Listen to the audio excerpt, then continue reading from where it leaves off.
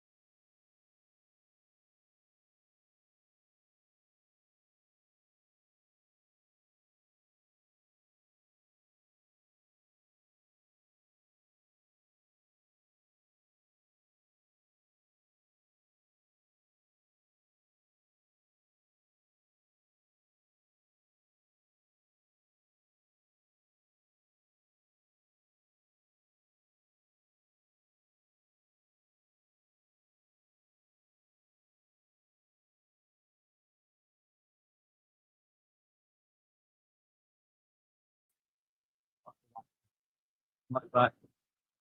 Hello, everyone. Apologies. Not quite sure what's happening. We may well be back now. We can just. There we go. Right. Sorry about that. That is that's the. So all that goes wrong. Let's hope that is all that goes wrong. We're back. Sorry about that, everyone. Blame the cold. You can blame the cold or the Carrow Road Wi-Fi. Entirely up to you. But I was just saying, instead of when there is sort of a natural change and you can minimise the disruption defensively, I think that's the best way to go. Let's move on to that midfield then. I mean, Slimani, he kind of spoke up his chances of playing tonight and starting tonight, and said it was just cramp. And it probably feels, given everything that Norwich have been through in recent weeks, and it's well documented in terms of injuries, that the conservative approach is probably the best one here. But obviously we'll come on to McLean in a moment. But Sorensen maybe pushed up into a more advanced role as part of that midfield three. I mean, what's your thoughts and feelings on that? It's an interesting choice, isn't it? Given Shortall was there, and there's been some others as well. Sorensen obviously himself has come back pretty, was thrown into the deep end at Cardiff and has played a lot of football. So maybe that's one of the surprises in tonight's starting 11. Well, only in the sense I'm not surprised. Slimani, clearly there is an issue there. Zoom out, look at his Norwich career so far, and punctured by these fitness-related issues. So for me, that isn't a huge surprise that he's decided to opt to go with him on the bench. What I'm intrigued to see now is Sorensen and McLean and what areas of the pitch and who's got responsibility for what. Because I put Marcondes to him yesterday. I actually asked Giannis, where do you see him? What is his best position? Is it as he was the false nine at Bristol, or was it as he did at West Brom, breaking from that midfield three? And he very much said, look, he sees him almost as a 10, an 8-10, getting much closer to a striker and using his ability, which he demonstrated brilliantly for that opening goal at the Hawthorns, that timing and sense of that something could happen here in the box, that attacking instinct he's got. So if he's going to be playing more advanced than those three, is it, Sorensen alongside McLean? Is it one is slightly deeper? So I'm quite intrigued how that sort of duo within the three works tonight. Because there's no doubt that clearly Marcondes is seen as the more progressive option of the three. But it's good. I mean, it's good for Sorensen as well. That's a vote of confidence in him as well. Because for me, if Slimani fitness-wise is there, I think he probably is a better option in that midfield three. When we saw Slimani paired with Nunes and McLean, that really was the anchor to Norwich's better results this season. So it can only be the fitness-related elements with Slimani. But much as we just talked there with Krasenian opportunities, Sorensen's getting a run in the side now, and he must be desperate to play football, but given his injury issues, and of course, I know there's an option contractually, but this is technically the final year of his contract. He needs to make an impression on this head coach. If he can get something going tonight and he retains his place for Luton, then who knows? But it's good. It's good. I mean, obviously, we're not even spoken about Liam Gibbs coming back in, and he's on the bench tonight. You've got Schwartau. As Johannes said yesterday, it just feels like now they've got options that they can alter games in a more positive fashion rather than simply can we get bodies on the bench to supplement a 20. Hopefully we're past that stage now, and there's actual options. Slimani tonight, if you had to throw him in now for 20-25 minutes, you'd like to think that he could affect the game in a positive way. So but I am intrigued to see the dynamic between McLean and Sorensen. I wonder if that almost may end up as a bit more of a flat two with McLean and Sorensen, with Marcondes ahead of them. And that's maybe the way he's gone here tonight, because given what he said off the back of that West Brom end, he may become that naturally anyway. We know he likes this sort of 4-3-3, but it can easily sort of shift and push Marcondes a bit closer to Antti Sinats, which probably to bring him into the conversation could be something that could help him, get more bodies around him, and hopefully maybe a few more opportunities to prevent him coming deep, allowing him to play on the shoulder and potentially putting him in better areas of the pitch to start to at least get some sightings of goal. Because you look at the shots that he's having in the areas that they're getting him into, and it's not really going to be something that translates to goals very quickly unless they change something. So maybe that is the route that he's taken tonight. Yeah, I can see that. I mean, we thought, sat in the room yesterday, and I'd imagine it's most people who consumed that element of the press yesterday about Johannes talking about Antti. I found that really fascinating and really insightful as well. That there's no smokescreen. It's not give him a chance. He's a young lad. Yes, he is, and we acknowledge that. Johannes did, but we expect more from him. We need goals. We need assists. We need them now. There's none of this. Let him bed in, and it doesn't really matter his performance levels. In the current scenario Norwich find themselves in, without Josh Sargent, he needs to step up. But I liked how he broke it down, really, in terms of, they have worked with him on that, getting into better areas of the pitch. First touch finishing, aerially. He's a massive, big, strapping lad. Use that physicality. That, for me, is the issue. It's not so much his technical ability, because you can see that is there, even in this body of work so far in the Norwich shirt. Physically, I mean, he gets bullied too often, playing in that forward role with his back to goal. And, okay, that might be something he has to develop over time. We've drawn parallels with Sargent in his first season, and just physically how Sargent looks now compared to then, he might have to go on that journey, but you'd still like him to use his body a bit better, to almost give Norwich a bit of a platform that you can get players around him, because the problem is at the moment the ball's coming back too quickly if it goes in the vicinity of Anti-Cernat. So maybe if Marcondes is tasked with trying to get in and around him a little more and offering that support, that isn't a bad thing. But no, I liked that segment yesterday. I thought that was pretty nail on the head from Johannes in terms of Anti-Cernat and where he is and where they think he could get to. But he's obviously on a journey, and they just really need him to nudge himself along a little bit now. Yeah, agreed. And it's interesting. I think there was so much conversation about whether the goal or a goal would propel that, and it's clear that it hasn't. So I think it probably does need to come from increased involvement, improved performances, and ultimately he's going to get better by playing games of football. And that's why I think they're and probably a lack of options at the moment. That's probably why he's been asked to go again in that number 9 position, which obviously is boosted Norwich's options by the return of Ashley Barnes, a very different option, a very cultured, experienced option. Maybe doesn't have the athleticism, but certainly has the physicality. You said cultured. Cultured, yeah. Cultured, yeah. But I think he'll be chomping at the bit, won't he? After so long out, we can park maybe how we could drop him into this team and how it could work. But I mean, you could draw parallels with Vincent Kompany at Burnley. That was a very possession-based style of play.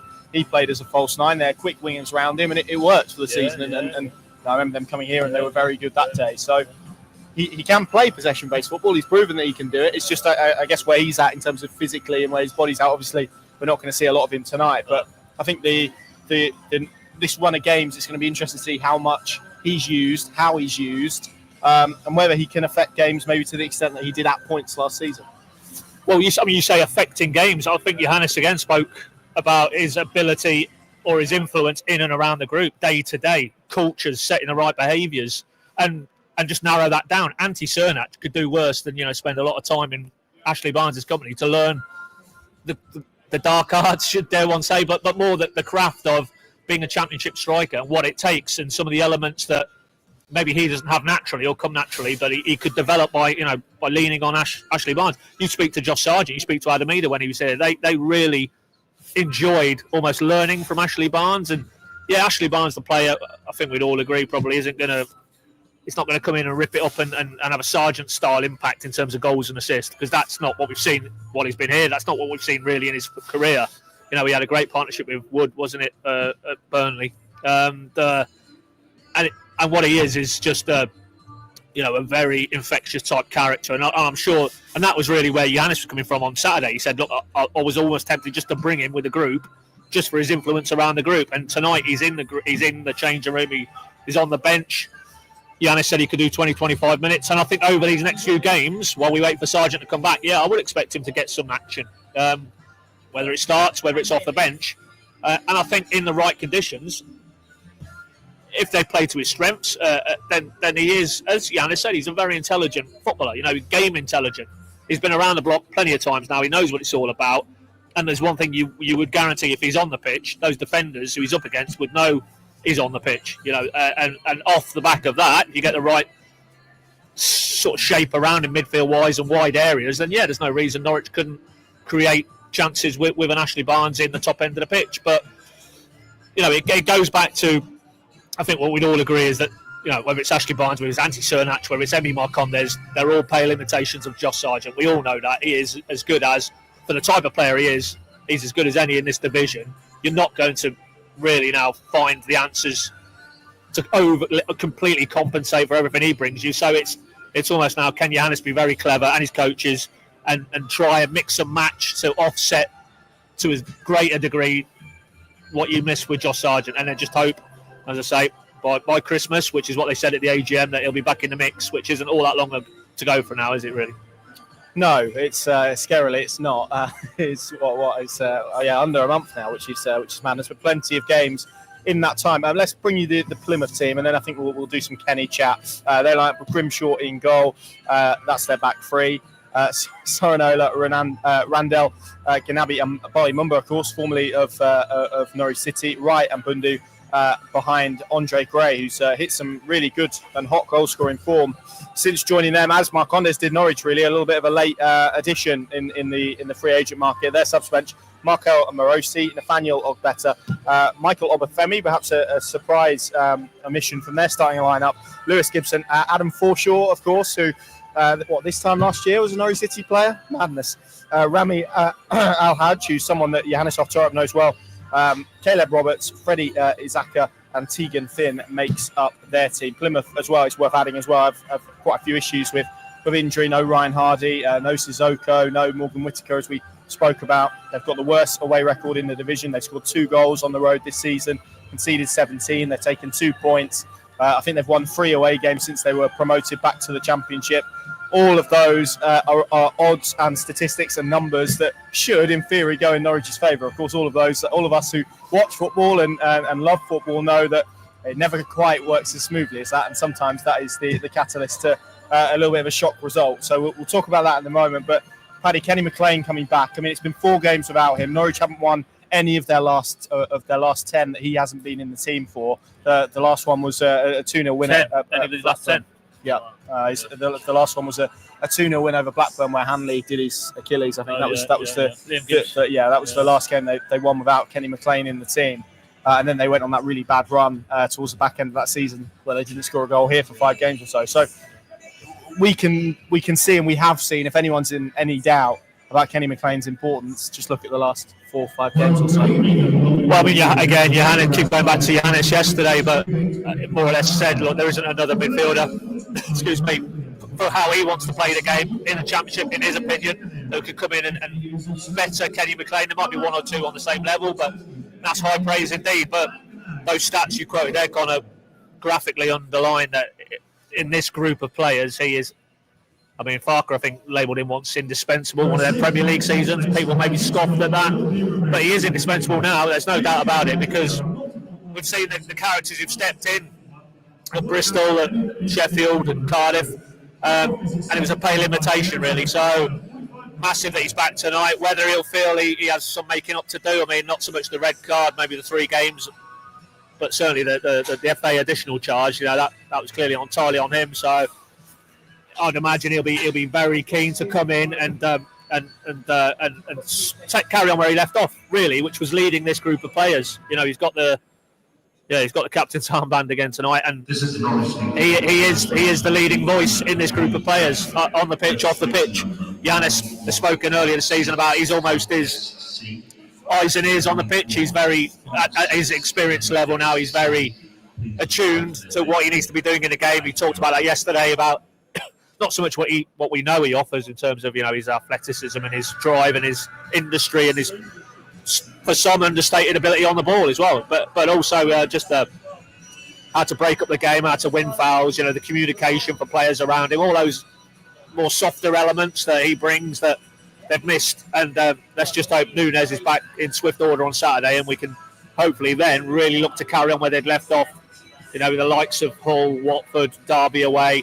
Because I think that's probably, even in this difficult period, what a lot of fans maybe have clung to, that, okay, well, when the key players are back and fit and available, they've already shown this season what they're capable of.